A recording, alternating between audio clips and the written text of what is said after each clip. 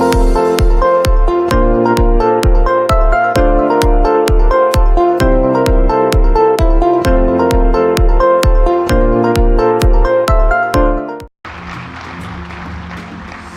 you, sir. Good to see you. Good to see you. Before we start, Arsenal.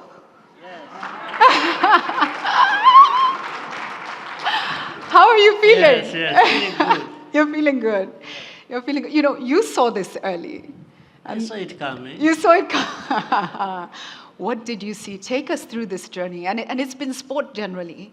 It's even been in you understanding the importance of the ecosystem outside of Africa to draw people into Africa, number one. And then, of course, you've done everything you've done here in Rwanda.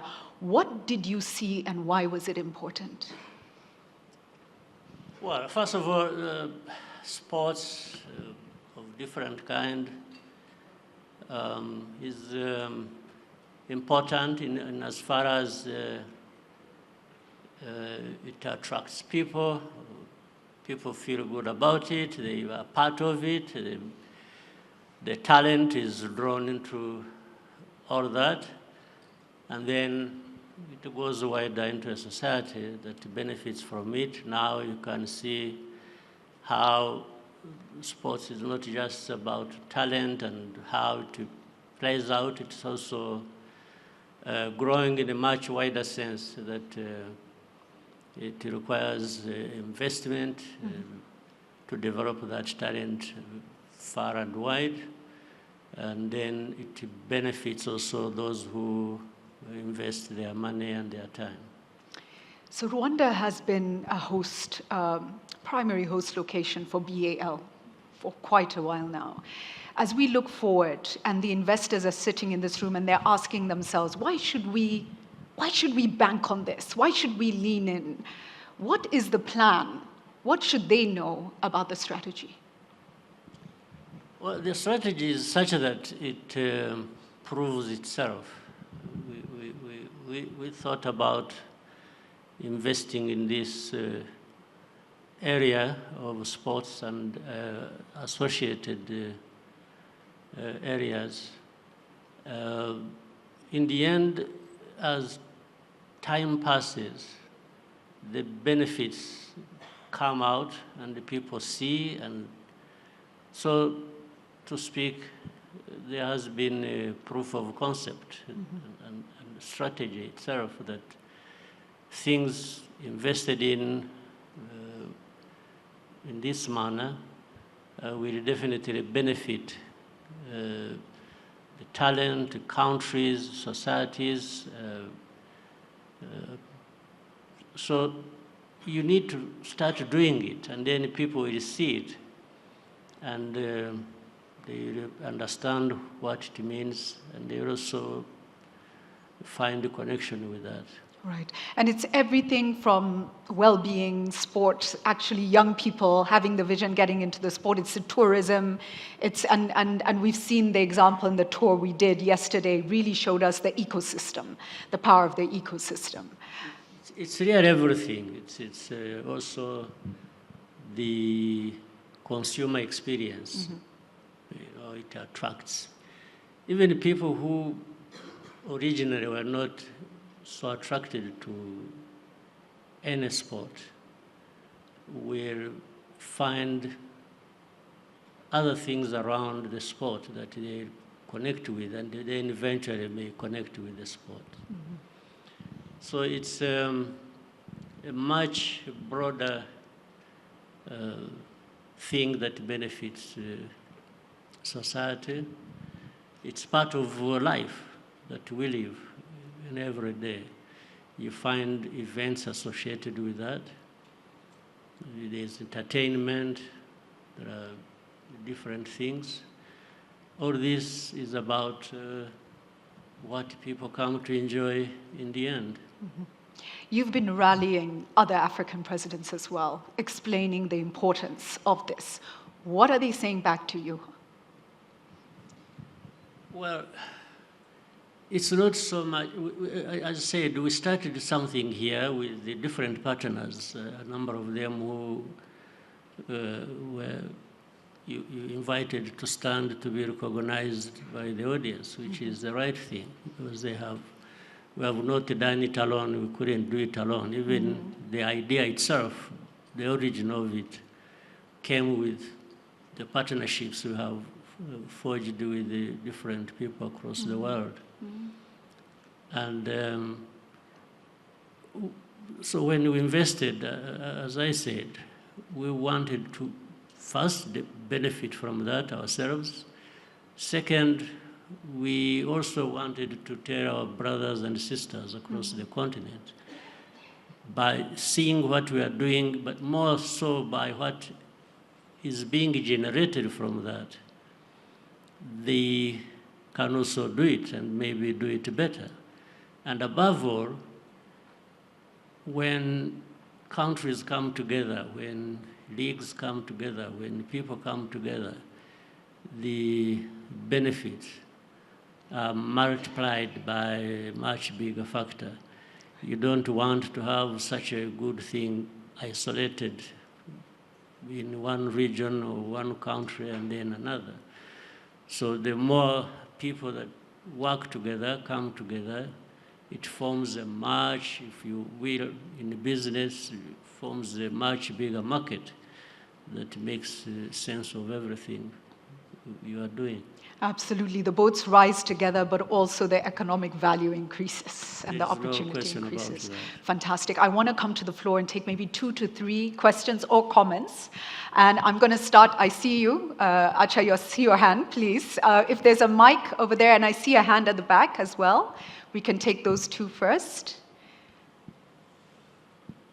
Thank you so much. Gentleman standing right there. Please introduce yourself for the few who don't know you. Thank you, Julie. Good morning, everybody, and great to be here. Acha Leke, I'm a senior partner and chairman of McKinsey Africa. I do have a question for you, Your Excellency, building on this last conversation you're having with Julie. Because as she said, you were clearly a visionary where you saw sort of the impact of sports, not just as an engine of entertainment, but as an engine of economic growth for your country. And I remember sort of 10 years ago, 8 years ago, when you started even with the deal with Arsenal, people questioned, did it make sense to spend that kind of money? Now, fast forward, I think we're all excited, you know, all four of the Champions League semi-final teams are Visit Rwanda teams, and I'm sure next weekend you want Arsenal to win, but whoever wins will be a Visit Rwanda team, right? And that's, for me, a huge impact for Rwanda, but not just Rwanda, but for Africa, right? And we've seen a few leaders starting to go down that path, but honestly, it's not enough, right? So you said part of what you wanted to do is use Rwanda as a showcase for other leaders. I would love to understand what else would it take for many more African leaders to, one, understand the importance of sports as an engine of economic growth, but then more importantly, two, to do something about it. Thanks. Thank you. Great question. Please, questions. I really don't know much about that because it all depends on the choices people make about what they intend to do. We cannot force upon anybody to do, even if it is the right thing, when they have not chosen to do so. But what we have always tried to do within this area of sports or any other areas, we have made a choice. We want to make progress. And there are all these opportunities we can tap into, so we take our chance. Sometimes we take a risk.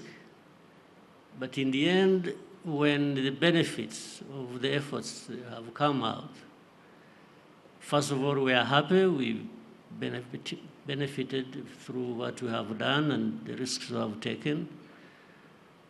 But that also proves that whoever else could maybe do a similar thing would benefit in the same way if they chose to do just that. Yeah. Or do it differently, or do it better, and so on and so forth.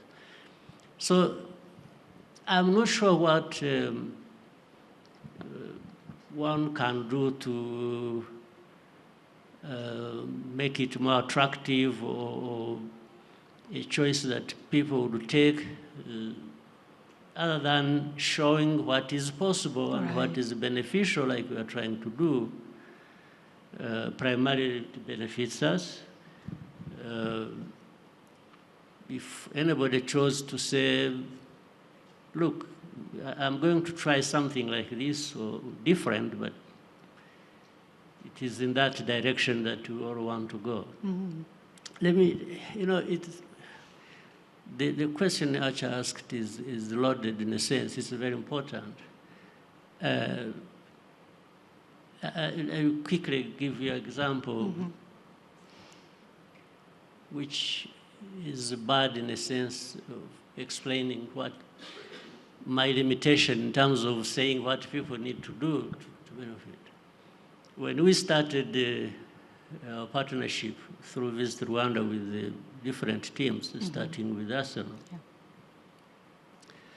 And because I'm saying this, making a choice becomes political in a sense, all right? When we did that, not only did some, but these are minority, they didn't understand this. They even went ahead actually to try and undermine it, which became political.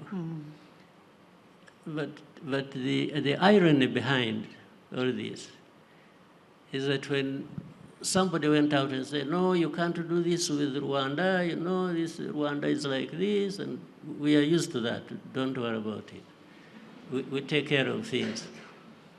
So you can't do this with Rwanda, when Rwanda is a bad, name, and so on and so forth. When it didn't work for them, they tried somewhere else to do exactly what The same thing. Yes. They went followed to- the example. Yes, they followed the example and tried somewhere else. Something they were just...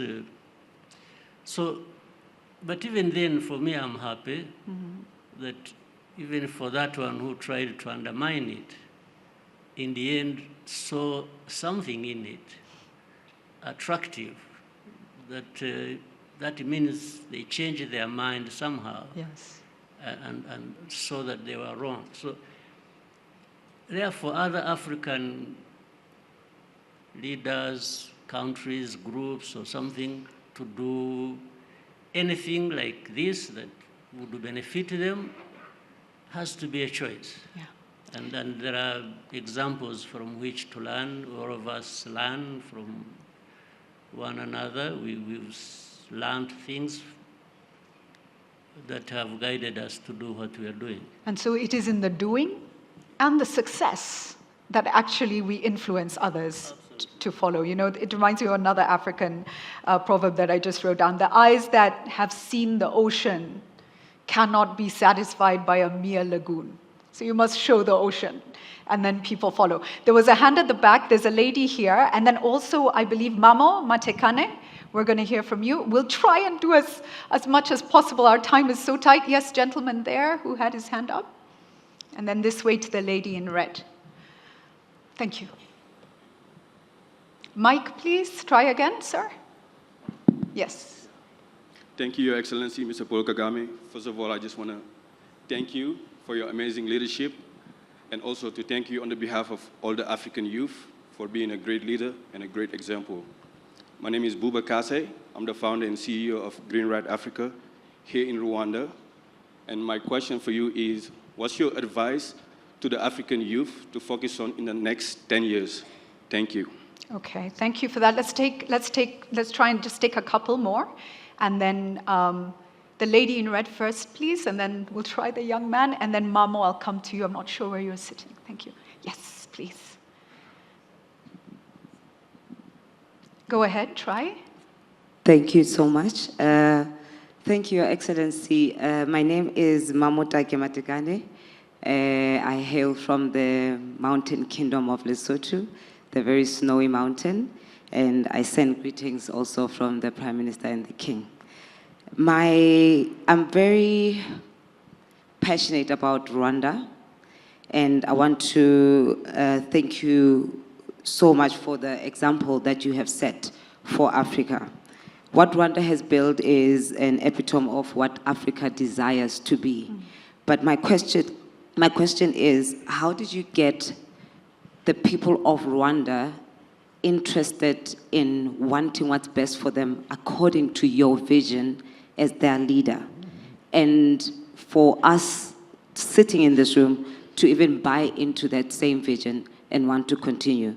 As a small country, Lesotho, how do we mimic such an exemplary leadership and also a model that you've built that clearly is winning? Thank you. Thank you so much, gentlemen here. And is Mamo here anywhere? That is me. Oh, that That's is, thank Mama you. Watikani. Oh, Mama, you say it so beautifully. You don't say it the way I say it. Wonderful. Thank Apologies. you. Thank you Thank so you. much. Thank you. Thank you. Gentleman right there. Yes. Thank you very much. My name is Kenneth Holland Simmons from Kaizer Chiefs in South Africa. And my question is based around a discussion that was had at the Sports Business Forum in South Africa at the end of last year. We had discussed the importance of quantifying the broader economic impact of sport and tracking those metrics similar to, you know, any other industry that impacts countries. So for me, I wanted to ask, how important do you see that quantification in helping illustrate and demonstrate to countries and leaders the impact of sport, but as well as shifting the perception of sport from a recreation to a real economic driver? Fantastic. I think we'll take the last question first, and also to say there is a socioeconomic impact study that's been done by BL that we will share at the end. But over to you on that, you know, the quantification of the impact of sport. How important is that to driving behavior change, awareness, and you know, the investment that we need? Yeah, it has a huge impact. First of all, there is a level of imparting this certain level of discipline in people's ways of life and thinking. Sport does that. And like in our case, it brings people together. With our history, tragic history, I'll come to that even later, how the tragedy has had a kind of silver lining in a sense. So people come together when teams are formed, and you know, people hardly go into the grounds or know which tribe, which language, which religion, which this, and then they become a team. In fact, that cascades into other areas. So it unifies. Sports necessarily unifies people. So that is very important. So in this case, for Rwanda's case, which we have seen a lot of benefits, we can see how it has increased numbers in tourism. People want to come to Rwanda. People come for conferences. They come for, indeed, events like this. And when the competitions are happening, people want to come and be part of that. So certainly these activities are very attractive, and you can easily quantify the benefits in many ways, some tangible and others very intangible. Let's come to the other two questions briefly. And, you know, Mamo, and to the young man as well, we could go into that discussion, you know, on Africa, the message to young Africans, and talk for all day. But briefly, what is your message to the African youth? And for Mamo, this, you know, how Lesotho and other countries can take this example and take the vision that you've built. What's the advice you'd give on how we share visions and go in the same direction? And maybe Africa needs that so desperately right now. Yeah, but start with the youth. I think the message is simple. From whatever stage, think about how much you can invest in yourself and how you do that. It depends on what you think you are attracted to, or the capacities you have, or the talent you have. You always want to invest, focus on how do you starting with you. You don't have to wait for somebody else to come and say, you know, I've seen this. You must start feeling something in you that you can do to develop yourself and then work with others even for their benefit as well. So the youth, in this process, there is what is wrong and what is right. Even the youth have to identify what is right that they should be associated with that will benefit them, or what's wrong that they should not associate with. Mm-hmm. So in that way, the young people develop, and their development is the development of society and the country they belong to. So they must always see themselves as part of what they have to be and part of what they want to do. Mm-hmm. Mm-hmm. It doesn't always come, it should never primarily come from outside. It should start from inside. Mm-hmm. The young people as individuals, but also as a part of the society. Yes, about building a vision that others can follow. How do you do that? How do you build a vision? I think the question from Lesotho. The question, yes. The way I understood it, is very important also. In our case, again, for me, it comes to choices you make. It comes to mindset as well. What do you really want to do for yourself and maybe with others? So in our case, twofold.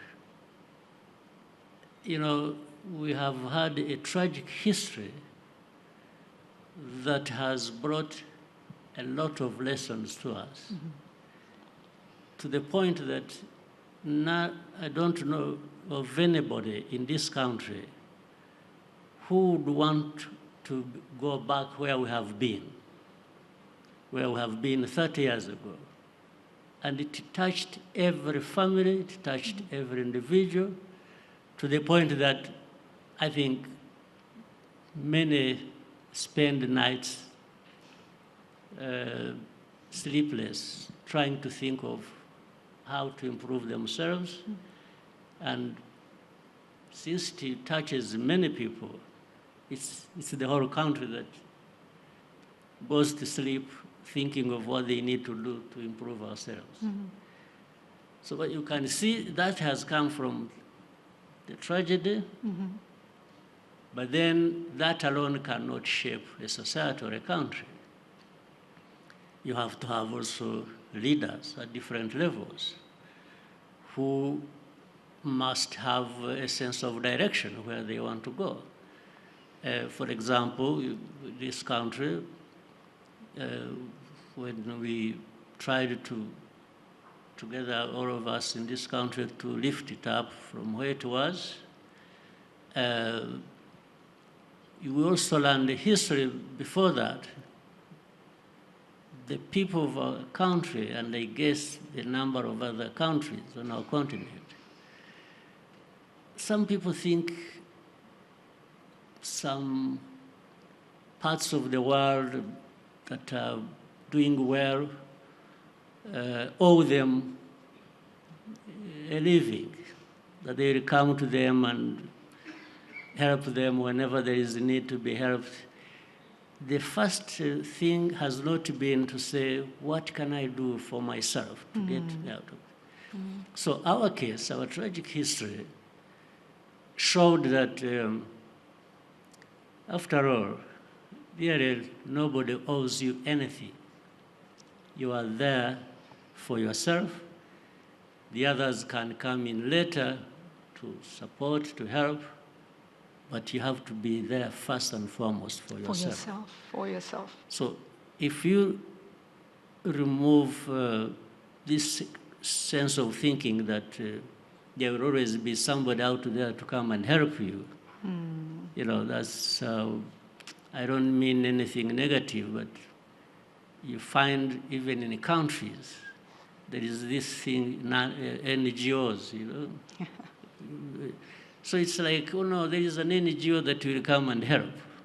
So that already, it means you're operating at 20% of your capacity, if not less. Yes. So, but if you are saying you have it in you to try and do something, then that NGO will be useful. It may be supporting you in that direction. So we have been helped by the tragic history that it woke us up to say, what is this? Are we the people who should be like this? Why and why? Second, so it really sort of generated a kind of rejection that we can't not be there for ourselves. Yeah. We have to start, and then there are limitations in a sense, but yes, somebody will come and maybe give you a hand to lift you up, but you have to be trying to lift yourself up first. Right. So that mentality is turned into politics. It became a way of life, of politics here in this country, and we are not regretting it at all. Now that moves us really neatly back to the opportunity and how we see the opportunity. And BAL, NBA, and the structures around that have put together what is a sound foundation.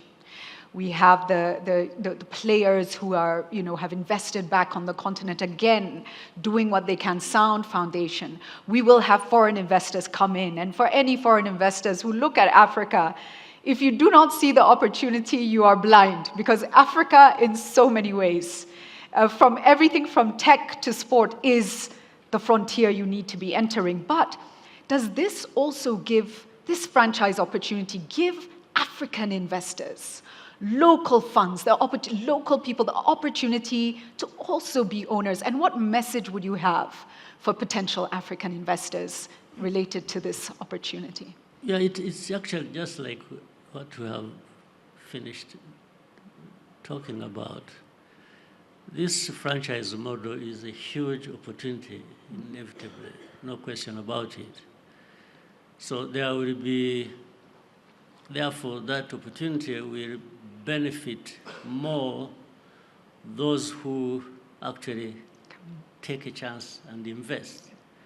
And because there are many examples to learn from, that if you even take a risk in putting your money in this, you are likely to benefit from it than lose your money. So it's up to the choices now, again, people to make the choice.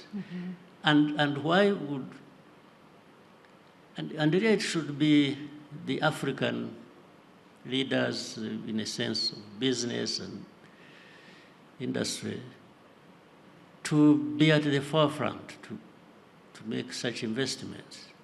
But they can do it they can do so with others from elsewhere in the world. They don't have to do it alone.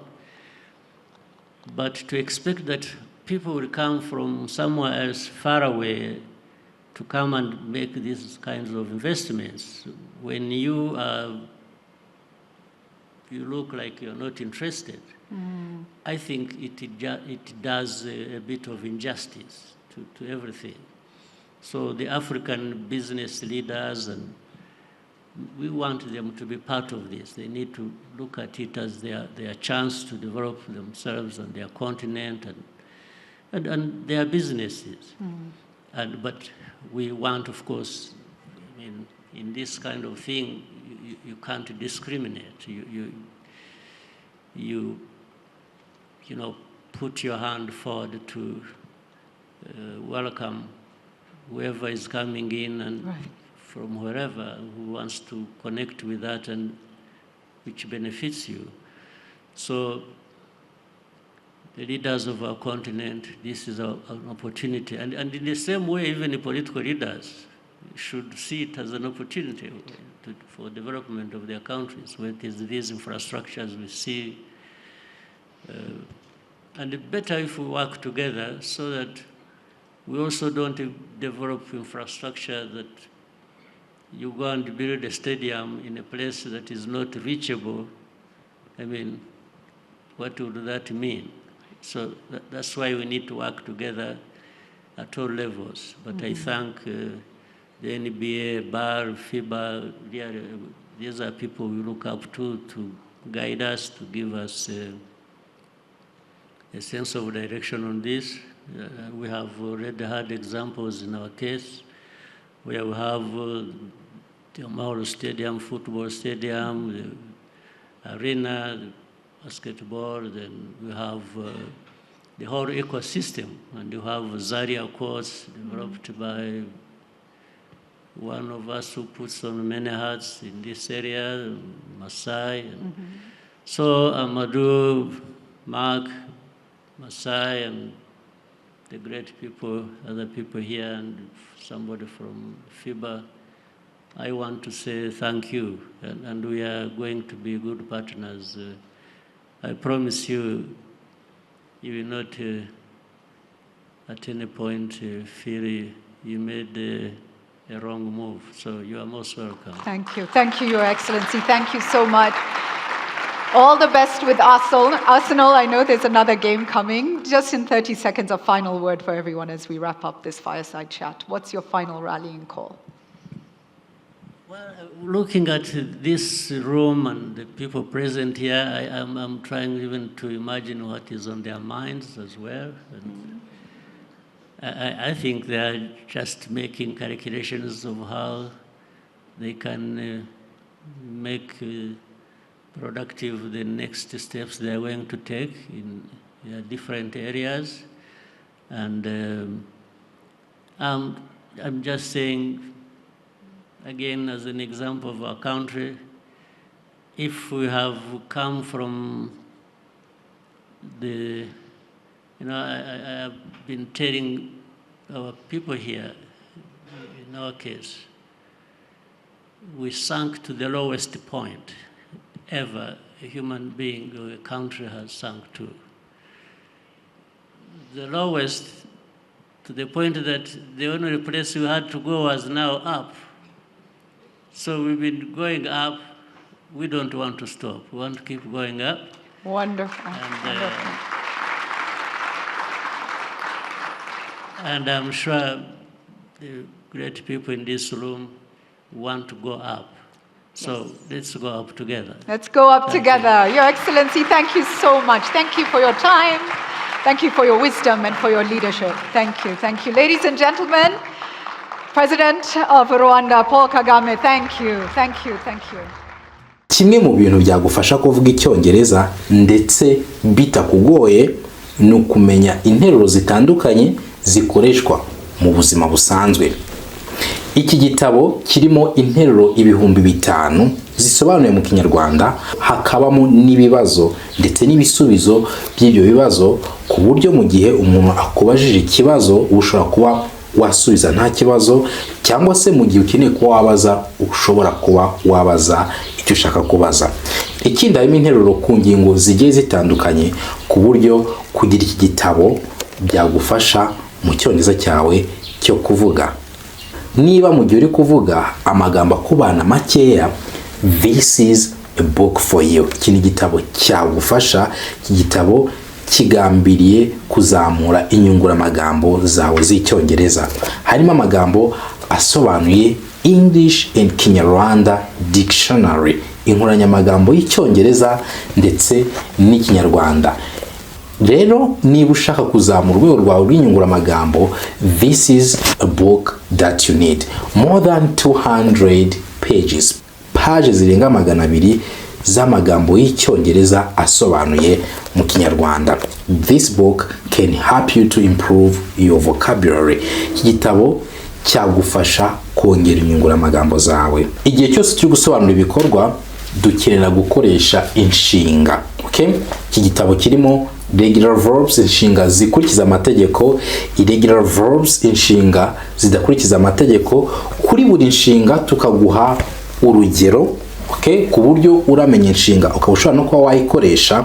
Ikindi nanone harimo ibihe 12, ibihe 12 by'icyongereza bisobanuye ku buryo mu gihe umaze gusoma iki gitabo uba ushobora kuba wakoresha inshinga nta kibazo. Inshinga nicyo gice cy'ingenzi mu nteruro kuko aba ari nk'umutima w'interuro.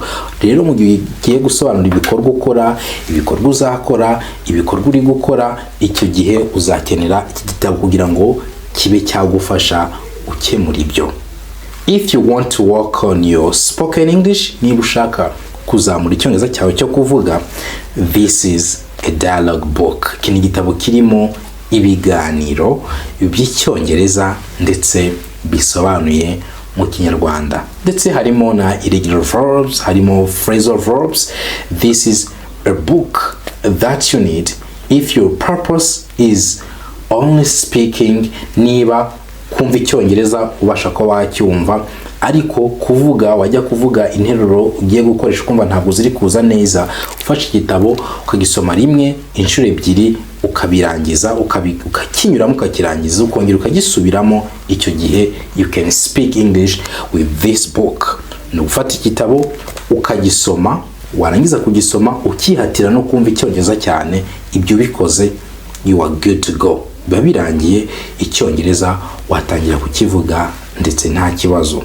And finally, this is a book, kana gatabo gatoya gahuriza hamwe ibikomoka muri bya bitabo byose nagiye nkwereka, akaba kanagura make ibihumbi 18. Rero nako ugakeneye, we can help you to get it kuko hari abagenda batubwira yuko bakeneye ibitabo by'amafaranga makeya. We prepared this book for you. So if you need either one of our books, waduvugisha kuri 0780 29 112 cyangwa se 022 803 427.